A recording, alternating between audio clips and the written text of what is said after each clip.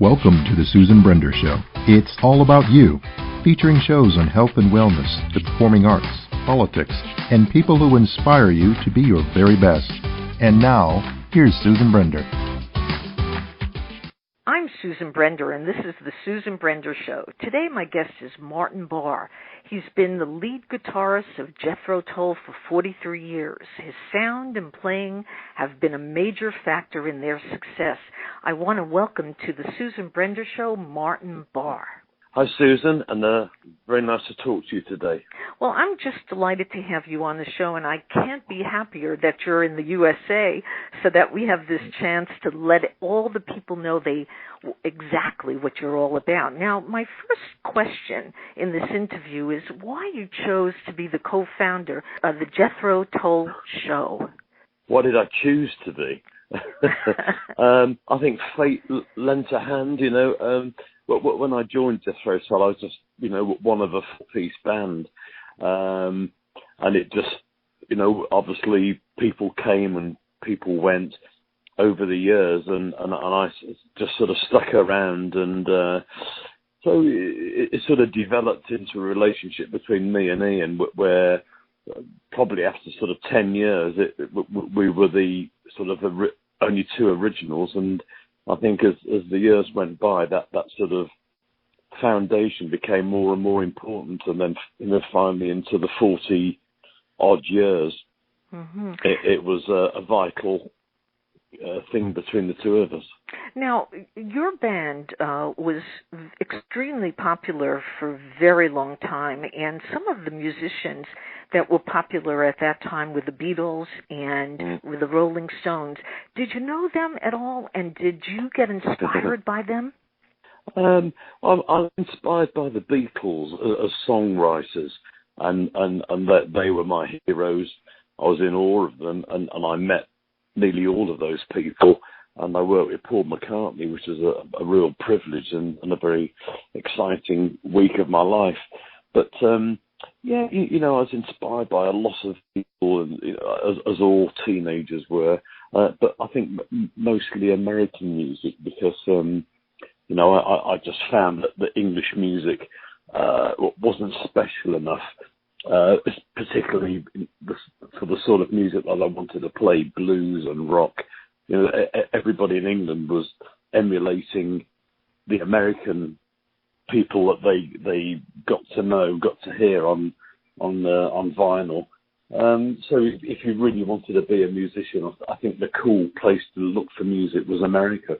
Now, what sets the American music apart from what you call the British music? Well, I just think it's the root of all music. The Mississippi blues is where it started, and and it still is the sort of foundation building blocks of all music. The blues pentatonic is in everything that you hear on radio, be it country, western, folk. It's a vital part of rock music, and obviously the blues is as strong as it ever was. People just really look to the blues for their musical inspiration. So it was blues in England was very pedestrian, and people were just sort of trying to copy note for note Freddie King, B.B. King, Albert King, Buddy Guy. But you can't copy those people. You can only try and understand what they're doing. Where their note placement is and what the note selection, but you can never copy those people, but just sort of try and be guided by them, which is what I try to do. But in England, as I say, people were really trying to play exactly what they played, and it just didn't work. Now, that's a very interesting point, because here's what I want to say. When I listen to the blues, I always think of some of the people who you mentioned, and of course many more. But what they have is it's part of their soul, part of their sort of brain, the way that they operate. And most of them, by the way, were not trained. They just do it because they have that talent. Now, what do you think about that? Well, I think that's exactly the way it is. You can't learn to play the blues. You have to feel it. I mean, it takes a long time. It's not a simple music at all, and a lot of kids sort of want to have speed and dexterity and the pyrotechnics of guitar playing, and they haven't got the patience to study the blues and understand why that they are the foundation of all music. And a few people, I think, have come close to being really great blues artists. Gary Moore was one of the guys who really got the spirit and the soul of Albert King and all those people. But he was a supremely gifted player and had such great emotion in him. And it's through emotion that you discover how the blues works. And I've been away from the blues for a long, long time. It was underneath, but now I'm beginning to just sort of, I think you can only play it naturally. You can't say, I'm going to start doing the blues. I think it just comes out in your playing. It sort of erupts from underneath the surface, and it comes into your vocabulary. Mm-hmm. So life is a passion project for you, playing in a band, playing all the instruments that you have and singing. Is it a passion project, like I've said? Because you seem to be somewhat of a very lovely, simple guy who's like just everybody, and I could see the passion in you. So explain that to me. Well, I can't. I really can't, because I'm 69 years old. And, I go up on stage and I come off and I'm drained. and maybe when I was 21 or 22 or whatever, I'd come off stage and go out clubbing and jam all night with the band. But these days, it pretty well takes everything I've got, and I keep really fit. I like to think I keep as fit as I possibly can, and that helps. But, the passion I have is for songwriting, for writing music, for arranging music, playing live, playing the guitar, having a band of musicians that I really respect and like and get on with well, and we work together as a tight unit. All that gives me great, great pleasure, and it sort of overcomes the sort of stress of the travel, and it's not an easy life on the road, particularly the older you get, and really you just think, I'd rather be home with a glass of Chardonnay. You've got to have a passion that gets you out the house, and I've got it, and I don't know why I've got it. I don't want to know why I've got it, but I'm just thankful that I do, and I don't sort of examine who I am and what I am. I just try and improve. I've got a whole agenda of where I want to go still at my age. Mm-hmm. So since you brought that up, where do you want to go? I want the band to do better, to do well, and to play to everybody I ever played to under the banner of Jethro Tull, and that's sort of not only all the way across the States, but South America, Central America, Australia, Japan. I mean, we did a lot of territories, and I have to start from basics to get back into those territories with my own band. And as you said earlier, people don't know who I am, what I'm doing. People are going to have to find out slowly what I'm trying to do, and hopefully they're going to come on board and support the band and make us do a little bit better each year. I want to be in a position where I can musically do the things that I'd like to do, and it just takes, if the finances have to be a bit better. In the UK and Europe, I have 2 girl singers who come out on the road. Next year I want to bring them to America. There's little ideas. I have a lot of things in my mind that I want to do, but it's very slow. it's not going to happen now. I've got to work at it, but I will, and I want to do more albums, write more music. Yes. Now, Jethro Tull, where did that name come from? Because when I looked it up, it was a person who was born in the 1600s, 1700s. Yeah. Why did you choose the name Jethro Tull? It was chosen by a booking agency who, before I joined the band, that they just put their bands out to promote at little clubs in England, and they just changed the name of the band because very often people would do a gig and they didn't like the band, so the only way to get them back in the club was to change the name of the band. And so these bookers had a whole list of, they just conjured up names, and amazingly this guy, I don't even know who he was, came up with the name Jethro Tull, and that was the first gig that the band played where they got rebooked. So the name stuck. They went back under the same name, and it stuck from then onwards. It's not a well-known historical name, but it's there in the revolution, industrial and agricultural revolution in England. Now, let's talk about the young people today. They're playing rap, they're playing hip-hop, and your type of music, do they understand it? And do you find that some young people are now a big part of your audience? I want them to be, but my music's for everybody, and I welcome people who are in the 70s and 80s as much as I welcome people who are in their teen years. And music's for everybody. That in my life, in my world, that there's no barriers. That everything crosses over. You can like rap, you can like classical, and like my music. I find that there should be no barriers in music. You should be able to enjoy whatever you want to. It's a simple thing. I like it. I don't like it. You don't need to know why you like it. So it's for everybody. It's really important that I'm not looking for a niche audience.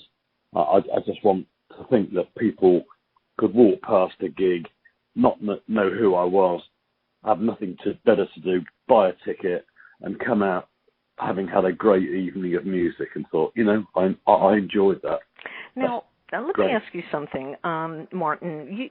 You talk about music and the influence that it had on you, which is obviously great because I can hear and I can see how passionate you are about the music. But now, if I said the word or the name Beethoven, Mozart, what would that mean to you? Well, I have a lot of CDs that have those names on them, and I have a lot of CDs that have Brahms and Elgar and Walton and Tchaikovsky, Bach, Vivaldi, Telemann. I love classical music, and I was introduced to it. Funny enough, not entirely, but Jethro Tull was a band we were playing with on the road in America, and one of the guys in the band was a music teacher at school before he was a musician, and he said, give this a listen. He said, it's really lovely, and he gave me a piece by Elgar, Enigma Variations, and it changed my life because I just thought this is really beautiful music, and it has passion, it has dynamics, it has space, it has emotion, it's heavy, it's light, it has melody, harmony, it just has everything you could possibly ask of music. But it just has this stigma. Classical music isn't cool, but it really, really is. And I've ever since then I've just looked for music to enjoy. And rock music tends to repeat itself every few years. So most things I hear, I sort of think, it reminds me of so and so, and that they did it better. And occasionally you hear a great song, and I go and buy a CD, but inevitably, one or two songs in, I've heard enough. There's not enough there to hold my attention. So I go back to classical music where, you know, you can listen to Beethoven's Seventh Symphony from beginning to end, and it's got you. You know, you're in its grasp.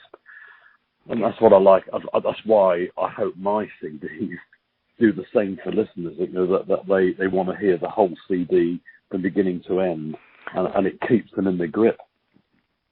Now, talk about your CDs, because I'd like our audience to know what you're doing and writing and composing, and what the CDs that they should be buying. I would imagine that you would like them to buy them. So tell our audience about that.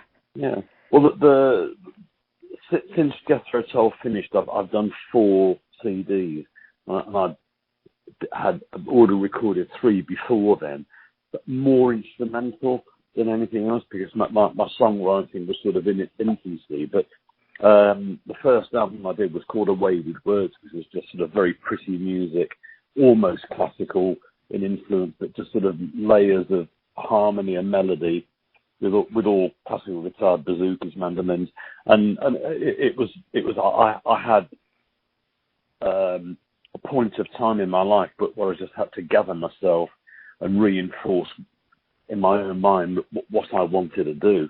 So it was the right album at the right time, but, you know, very, very mellow.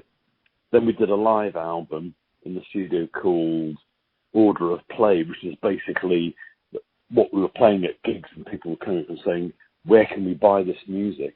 And I said, you can't. So we did a CD. And then the new one, which is Back to Steel, is the really important one of the 3, because this is where I've been writing songs specifically to play live, specifically for this band. And this is where I hope I'm going to be going in the future with my own songwriting. And there'll always be a Tull connection. Tull will always be part of what I do and what I play. But, you know, I want more. It's never going to be enough. I want to have my own individualism and my own persona. Mm-hmm. Now, would you call yourself a poet? Definitely not. Definitely not. Because I struggle with lyrics, and I spent more time with the lyrics than the music. The music was easy compared to the lyrics, and there's some great lyricists, and that's the benchmark. You know, there's a lot of really bad ones, but that dismiss them, because I'm looking at the ones who are really, really clever, and I want mine. Well, I set my own standards really high, whether it's guitar playing, arranging music, arranging the band, but lyrics also. I have to do the best I can possibly do, but I'm still learning. Yeah, I guess we always learn, right? It doesn't matter what age we are. Learning is part of our lifestyle. It's part of everything that we are. So now, let me ask you this. Your rock and roll lifestyle, you seem to avoid it and never get involved in any scandals. Now, that is not the usual thing for many musicians. As you know, the Rolling Stones, look at them. Yeah, but you know, what you see and what you read, is it really them? You know, I read Keith Richards interviews and see him interview. You know, he's a very clever guy. He's not. He's done crazy things, but you know, I think behind it, they're very solid people. Mick Jagger's a very astute, clever person. And certainly Keith Richards is a very interesting person to listen to. You know, I look behind all that, and I'm not interested in it because you know, I get my adrenaline from going for a 5-mile run, and I feel good at the end of it rather than like death warmed up. So I haven't had to consciously make that decision. It's just what I like to do, and you know, I enjoy myself, but I enjoy myself in the way that I want to, and I've got a family, I've been married, my wife and I have been married for 35 years. She's from Mississippi. I mean, these are the really important things in my life, my family, and then the music comes underneath that. And to be able to do it, the way I can do it is by keeping really, really fit and healthy. And I've seen others who have fallen by along the way, and it can be tragic. So there's a lesson to be learned. Are there any stories that you have for our audience that really made you feel very good? When you travel to so many places, you must have some stories to tell about them. I definitely do. It's remembering them and thinking about them, especially on the spot. We used to love travel, and in the early days, we used to do 3 months in America. And then we'd fly to Hawaii. I mean, in those days, you could only fly for sort of 4 hours before you had to wind up the elastic bands again in the plane. So we'd do a gig in Hawaii and have 3 days there. That was nice. And then we'd go sort of island hop across the Pacific and end up in Japan, New Zealand, Australia. I mean, they were just great days. And, travel was in its infancy. Tourism was very, very low key. They were exciting times, and to go to countries where very often that they'd never had rock music before. I mean, we were probably the first band to play, or certainly one of them, in most of South Africa, certainly in Eastern Europe when it was communist, Russia. We've been to Turkey, everywhere, and it was always the Jethro Tull thing that we wanted to go somewhere where nobody else had been, and very often we'd go and play in Brazil, and in the sort of early 80s, it wasn't necessarily a safe place to go, but once we'd been there, and it was just so exciting. It played to 25, 30,000 people just because they wanted to hear Western music, and then the word was, Tull have played there and come back, it's okay, we can go. So the second time we went there, everybody had been, and it was a lesser experience. But I just love the idea that travel's exciting, and I guess the sad thing is, it's a good thing, is that travel is so accessible to everybody that now you say, we're gonna fly around the world, we've got a world tour. Oh yeah, I did that 2 years ago with a backpack. It's fun, isn't it? And you go, yeah, okay.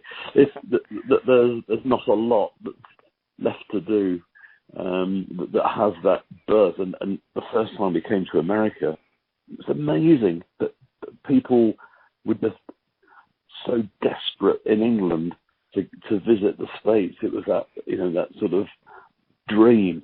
And when we did it, it was just amazing. The cultural experience was just fantastic.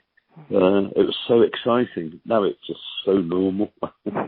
Now, do you consider Americans very different from British people? Because I don't think there's a big difference, right? I don't see differences anywhere. I really don't. Yeah. And the lifestyle's different, of course. It's a different culture, but the people are the same. And because my family is my wife's family is from Mississippi, we just go all the time. My son lives there. It's just home from home. And, I like in music, I don't see barriers anywhere. And even politically, I hate music where politics interfere with it, because music is for everybody. People who have no money, people who have lots of money, people who speak any language. Music is a basic requirement for everybody on the planet. Not requirement, but it should be there, available. Right. It's like water, music and water, and food. You shouldn't have to question its availability or where it came from or why it's there. Yeah. Now, I heard one of the Beatles, I guess he was the person who actually started the Beatles, and he talked about, you just mentioned water, he talked about the sounds. He said, when I sit beside a pond or a little river, or I look at the trees as they're swaying, I hear a sound, and that sound makes me want to write and produce and put together a piece. Do you see the environment and nature all around you having an influence on you? Well, I mean, it does, but I wouldn't say it does in music. Oh, hang on. No, I don't think so.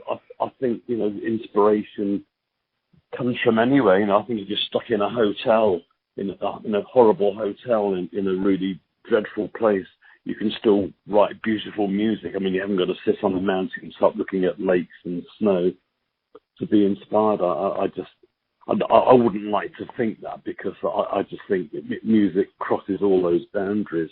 Mm-hmm. And, my show is really called V for Vitality. It's all about vitality. Yeah. And I just want to know, when you listen to music, when you play music, does it transform you in ways you can't even describe? Well, it does. It's my lifeblood.